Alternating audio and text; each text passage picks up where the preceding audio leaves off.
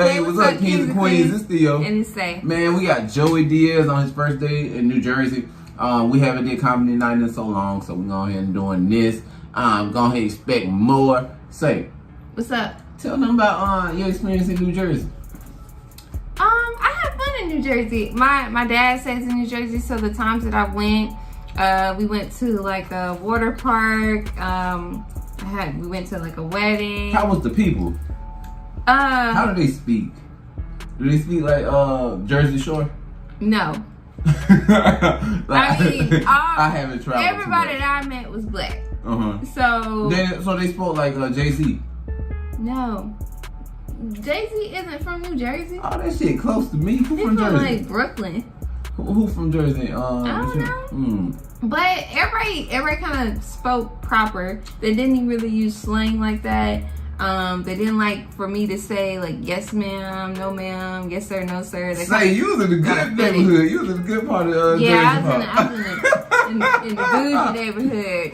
I know my daddy bougie. I think Joey Diaz was in the bad neighborhood of Jersey. So how was your experience in New Jersey? I ain't been in New Jersey. You were in New Jersey. I was in Virginia. You were in New Jersey too. Oh shit. See, I just knew I was going north. Child, it was like pulling teeth to get you. Well, I was in Virginia Beach. Don't play me. Let's go. Sticky Charlie got him. Like, Sticky Charlie. What was his name? Mr. Martini. Mr. Martini? Mr. Martini got him. Like, when you first moved to 88th Street, that's the first thing the kids would tell you. Like, I was Keep 5. away from this guy? Don't fuck with Mr. Martini. Oh, Jesus. He's a monster in your Mr. neighborhood. Martini wore a black suit with a white shirt and black shoes. His wife would die. And he owned a building on 88th Street in the middle. And he was angry. And he would sweep. And you know, like when you were a kid and you stop in front of somebody's house, he would always come out and go, "Get the fuck out of here, you little fucking douchebags. Get the fuck." And I was Cuban. I didn't understand the language. Every single fucking I didn't really understand what he was saying. I understood the anger. But I didn't understand the language. And he would come out with a broom, "Get the fuck out of here." And one day I realized, I'm like, this motherfucker wants to rock. So while my other friends didn't want to fuck with him, I'm like, we're going to fuck with this motherfucker. So all Cubans have that like wall in front of their house, and it's something that your mother throws change in every day. Yeah. It's like a good luck statue, and I would steal the change. I'd bring it downstairs and I would look at the poorer kids, and I'd go, "Come here for a second. You want a quarter?" And they would go, "Yeah, we'll get a quarter." And I would take a quarter and throw it where Mr. Martini lived. He lived like in the basement area. He ran the whole bed. He'd be right there, and he'd chase us. We go, "Mr. Martini, suck my weenie," and he fucking chases us. Jesus Christ. Doug, he chases. Oh my And God. if he caught you, he would fucking hit you like 50 times. Oh shit. But we fucked him up. We would fuck That's him up. child abuse, bro. I was just about to say that. Shit. Can't we just hit other people? The first day, like New Jersey to me was that was like Mars to most people. Like most people listen to me and go, "You grew up someplace that doesn't exist." I'll bring 8 people to fill these chairs to tell you about the parents and the people and the situations.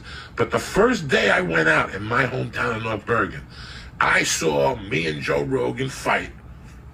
And even though I had Joe Rogan on his back, I saw Joe Rogan's father come down the stairs, pull me off Joe Rogan, smack me, punch me, kick me, throw me on the floor, and make his kids go in. That was my first experience ever in North Bergen, New Jersey. I saw Mr. Robson. So bro mad that his kid get his ass whooped. So he gonna pop your ass real quick and then tell everybody to go in the house. So he gonna beat the kid's ass. Another kid. Hey, you gonna tell me. I'm gonna tell my parents about it. You know they gonna be fighting too. Come downstairs. He took Anthony off, his son, threw him off, smacked him in the fucking face, Joe Rogan, at 2 in the after fucking noon.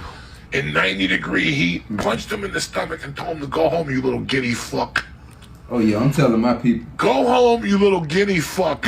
Say that now. They'll throw you in jail for 2 years. He told him, "Go home, you little guinea fuck." And Anthony looked at him crying a little bit. He picked up his shirt. He went like this, like he took the thing off. And he goes, "I'm calling my fucking father." Yeah, "You're that's fucking right. dead, motherfucker." "Oh, you fucking guinea fucking greaseball father. Dad, I dare you. He's probably a greaseball just like you." And I'm sitting there going, I want to see how this plays out. For real.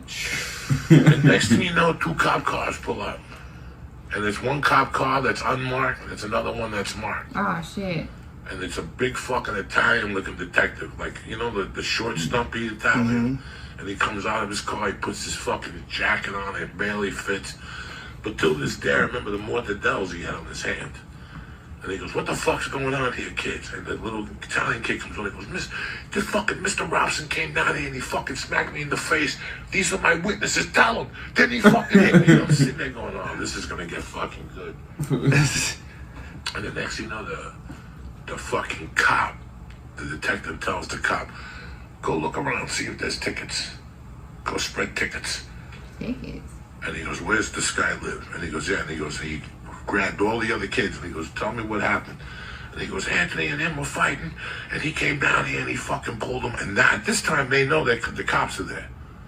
And Mr. Robson, like, kind of opened his door to be kind of tough.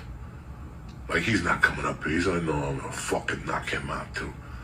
And the cop goes, okay. And he grabbed the kid and he goes, "You're okay, right?" And yeah. And he goes, "He just hit me in the face." And he fucking walked up the stairs, bro. Took him 5 minutes. Got to the top thing. Guy opened the fucking door. Joe Rogan, this guy put his hand in. Pulled him out. Fucking put him against the fucking thing on the second floor with everybody out. And just started punching him. Punching him like fucking John Jones when he's got you down. He's hitting you with those shots to the head until the guy keeled over and he started kicking him with the fucking thing. Bam, bam, bam.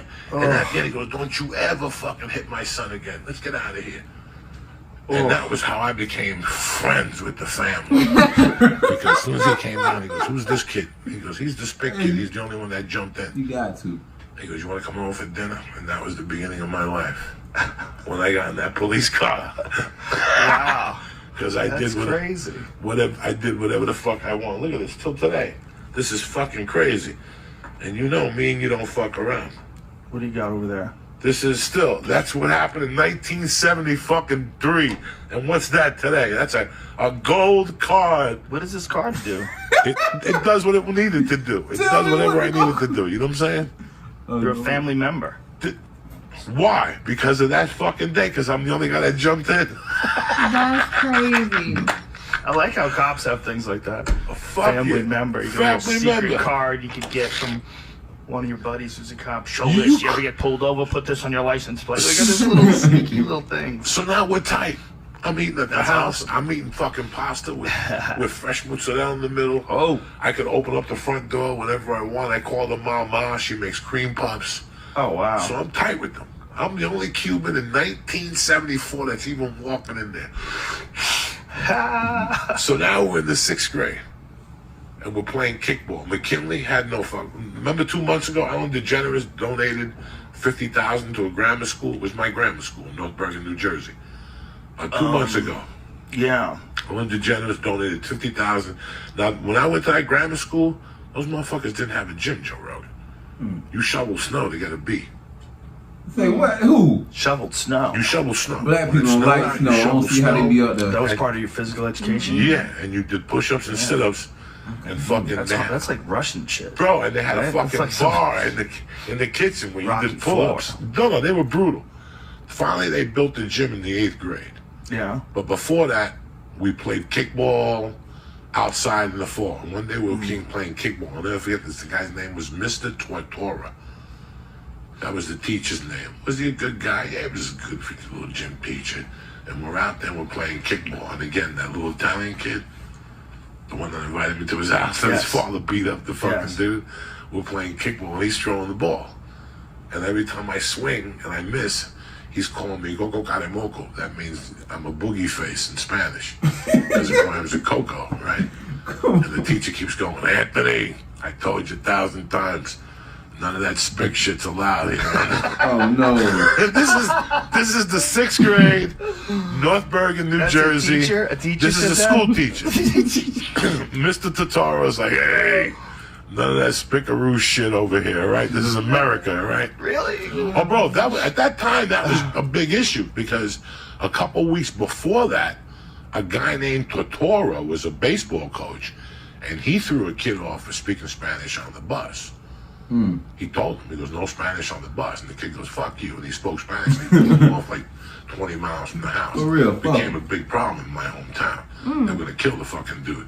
But I remember going home, my mom going, he's talking the truth. In the house, you speak Spanish. This is America. Outside, you speak American.